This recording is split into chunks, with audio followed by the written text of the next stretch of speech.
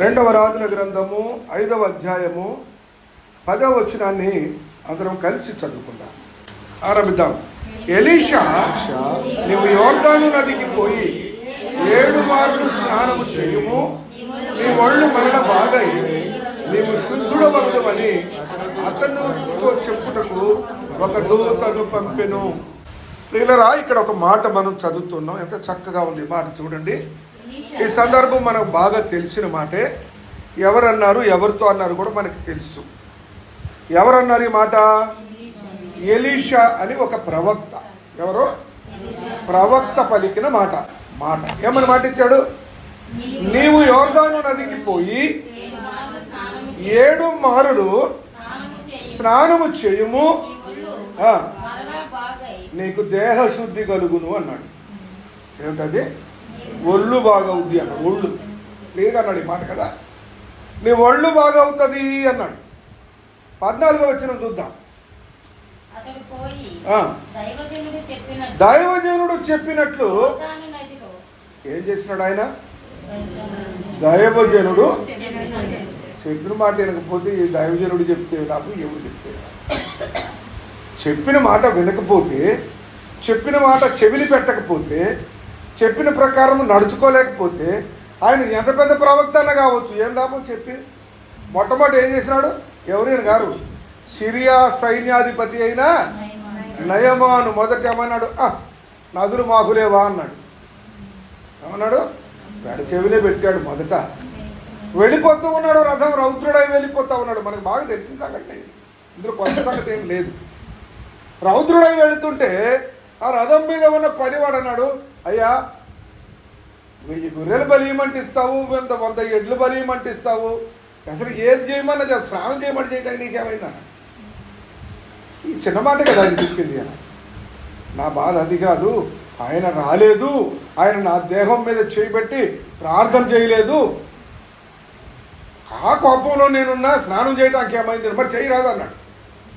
వారి సంభాషణ చదివితే ఎంత చక్కగా ఉంటుందంటే, దేవుడు ప్రవక్త మాట విననప్పుడు అతని దాసుని చేత మాట చెప్పించాడు. అతని దాసుని చేత మాట అంటే అప్పుడు ఆయన మాట కాకపోతే ఈయన మాట నేను అన్నా. ఇప్పుడు 3 మాటలు ఉన్నాయి చెప్పా. ఈ సందర్భంలో 3 సంగతులు ఉన్నాయి. 1 ప్రవక్త చెప్పినాడు, 2 ప్రవక్త దగ్గర ఉన్న దాసులు వచ్చి చెప్పినాడు, 3 తన సొంత దాసులు చెప్పినాడు. 3 సార్లు చెప్తే కానీ అయ్యగారికి స్నానం చేయ బుద్ధి కాలే. చేసినాడు. ఏమైంది? 14వ వచనంలో అతడు పోయి, చూసారా పరిశుద్ధాత్మ దేవుడు ఎంత స్పష్టంగా రాస్తున్నాడో. అందులో ఆయన సొంత తలంపు ఏదీ లేదు. దైవజనుడు చెప్పినట్టు. దైవజనుడు చెప్పినట్టు. ఇక్కడ ఒక పాయింట్ గుర్తుపెట్టుకోవాలి. ఏం చేసి ఉంటాడు చెప్పండి? 7 మారులు స్నానం అంటే ఎట్లా చేసి ఉంటాడు చెప్పండి? నదిలో నీళ్ళలో దిగి మునిగి 7 సార్లు లెగిసి ఉండలా. స్నానం చేసి బయటకు వచ్చి తుడుచుకొని మళ్ళీ పోవాలి స్నానానికి. పొరపాటు ఆలోచించవద్దు. ప్రతిసారి మరల స్నానం చేస్తున్నాడు అతను. ఒకవేళ దిగే లోతు లేకపోతే బిందెతోనో చెంబుతోనో బకెట్తోనో నీళ్లు తెప్పించుకొని మరలా స్నానం చేస్తాడు, తుడుచుకుంటాడు. శుభ్రమైనాక మరల పెట్టాలి, మరలా స్నానం చేయాలి. 7 మారులు స్నానమే చేయాలి. ఎలాగ వినాలి ప్రవక్త మాట? ప్రతి అక్షరం, ప్రతి మాట మనస్సులోనికి, హృదయంలోనికి రానియాలి. అప్పుడే దేహశుద్ధి. అప్పుడే అతనికి దేహంలో స్వస్థత కలిగింది. ఇది పాత నిబంధనలో ప్రవక్తల కాలం నాటి మాట. క్రొత్త నిబంధనలోకి వద్దాం ఒకసారి. క్రొత్త నిబంధనలోకి వచ్చినప్పుడు పరిశుద్ధులైన యోహాను గారు రాసిన సువార్త 9వ అధ్యాయం చూద్దాం. యోహాను సువార్త 9వ అధ్యాయం చూద్దామా? మొదటి నుండి ఒక మాట చదువు చూద్దాం. ఆయన మార్గమున పోవుచుండగా ఆయన శిష్యులు వీడు గుడ్డివాడై పుట్టుటకు ఎవడు పాపము చేసెను, వీడా దీన్ని కన్నవారా అని ఆయన అడుగగా యేసు వీడైనను దీన్ని కన్నవారైనను పాపము చేయలేదు. చాలా సంభాషణ జరిగింది. సంభాషణ అంతా జరిగినాక యేసు ప్రభువు గుడివానితో ఏమన్నాడంటే 7వ వచనంలో, నీవు సిలోయమును కోనేరు దగ్గరికి వెళ్ళి ఏం కడుక్కోమన్నాడు? ఇక్కడ కళ్ళు కడుక్కోమన్నాడు. మొదట ఏం కడుక్కోమన్నాడు? దేహం ఒళ్ళు కడుక్కో అన్నాడు, ఇప్పుడు కళ్ళు కడుక్కో అన్నాడు. చూసారా వ్యత్యాసం? ఒక ప్రవక్త దేహశుద్ధి కలగజేస్తే ఈయన, నేను దీన్ని ఏమంటానంటే నేత్రశుద్ధి కలగజేసినాడు. నీవు సిలోయము కోనేటికి వెళ్ళి అందులో కడుక్కొనుమని చెప్పాను. సిలోయమను మాటకు పంపబడిన వాడని అర్థము. వాడు వెళ్ళి అక్కడ రావాలి మనం. వాడు వెళ్ళి కడుగుకొని చూపు కలవాడై.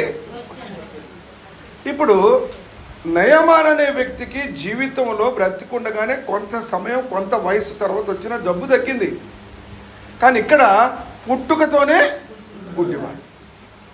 పుట్టుకతోనే గుడ్డివాడు అంటే కన్నులు ఉన్నాయి, కనుపాపలు ఉన్నాయి, కనుగుడ్లు ఉన్నాయి, వాటికి చూపు రాదు, వాటికి చూపు లేదు. వాటికి చూపు లేనప్పుడు యేసుక్రీస్తు ప్రభు ఏమన్నాడంటే, చూద్దాం మళ్ళీ ఒకసారి. నీవు సిలోయము కోనేటికి వెళ్ళి అందులో కడుగుకొనుమని చెప్పాను.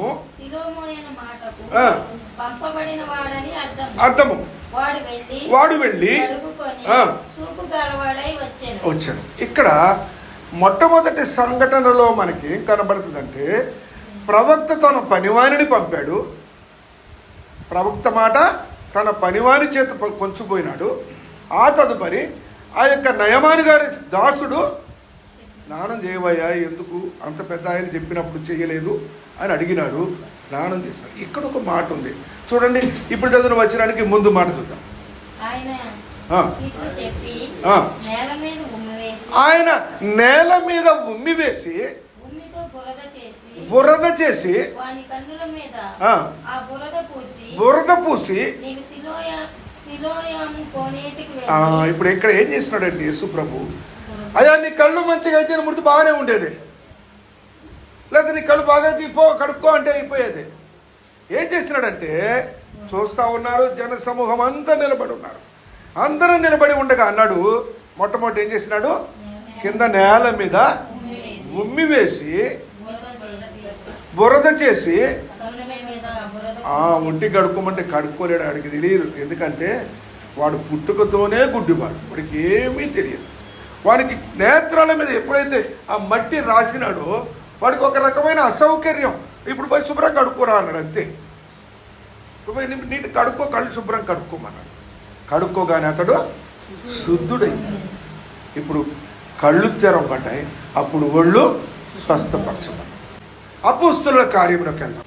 అపోస్తుల కార్యములు 2వ అధ్యాయము 36వ వచనం.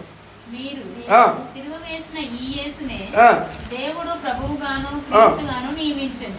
మీరు సిలువ వేసిన ఈ యేసునే దేవుడు ప్రభువుగాను క్రీస్తుగాను నియమించారు. చూసారా?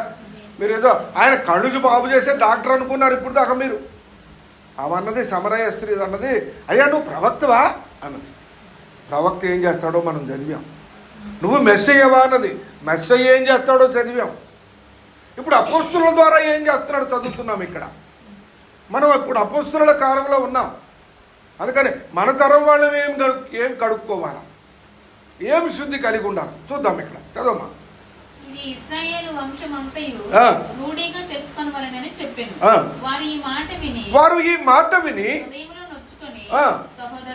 సహోదరులారా మేమేం చేయాలయ్యా? నువ్వు నయమాన్ అంటే ఆయనకి దేహంలో జబ్బు ఉంది, నువ్వు వాక్యం చెప్పినావు, మేము విన్నాం, బాగానే ఉంది. ఇంకో ఆయన గుడ్డ అయినా ఆయన కళ్ళు లేవు, ఆయన వాక్యం చెప్పినావు, ఆయన కళ్ళు కడుకు, మేమేం కడుక్కోవాలా? మాకెందుకు ఆ వాక్యం అంటే ఏం చెప్పాలి నేను ఇప్పుడు? వాళ్ళు అందుకే అడిగినారు, మేమేం చేయాలయ్యా అన్నాడు. మేమేం చేయాలంటే ఏమన్నాడు?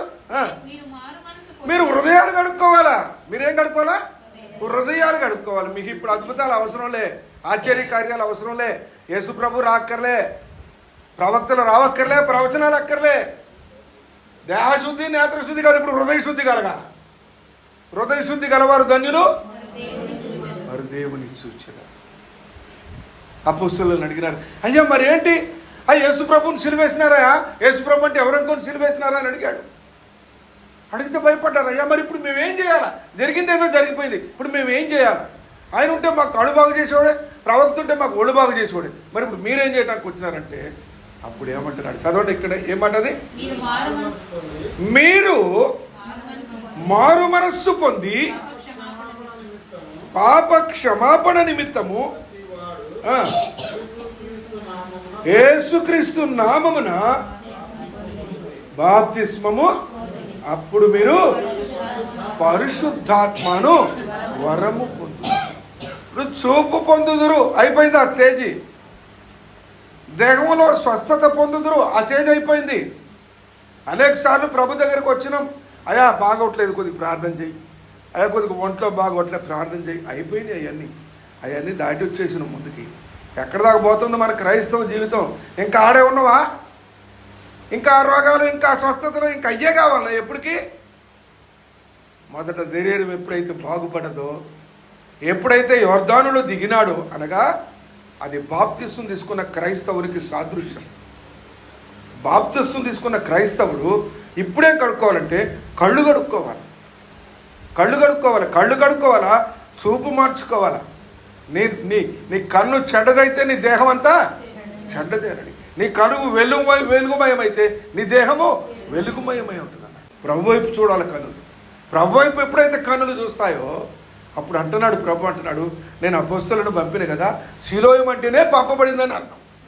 సిలోయం అంటేనే పంపబడిన వాడని అర్థం. వాళ్ళు తీసుకొచ్చిన వర్తమానం ఏంటంటే, మీ హృదయాలు కడుక్కోండి, మీరు బాప్తిసం పొందండి, మారు మనసు పొందండి, రక్షణ పొందండి. 3 విషయాలు మనం జ్ఞాపకం చేసుకుంటున్నాం ఈరోజు. మొట్టమొదట ప్రవక్త చేసినాడు దేహశుద్ధి, అనగా స్వస్థతనిచ్చినాడు. రెండవది యేసు ప్రభు చేసినాడు, పుట్టుక నుంచి లేని కళ్ళు తెరిచినాడు. కళ్ళు తెరవటమే ప్రభువుని చూడగలిగినాడు. మూడవది అపోస్తలులు అన్నారు, ఇవన్నీ కాదు, మీరు బాప్తిసం తీసుకోండి, మీ హృదయాలు కడుక్కోండి, మీరు మారు మనసు రక్షణ పొందండి అని.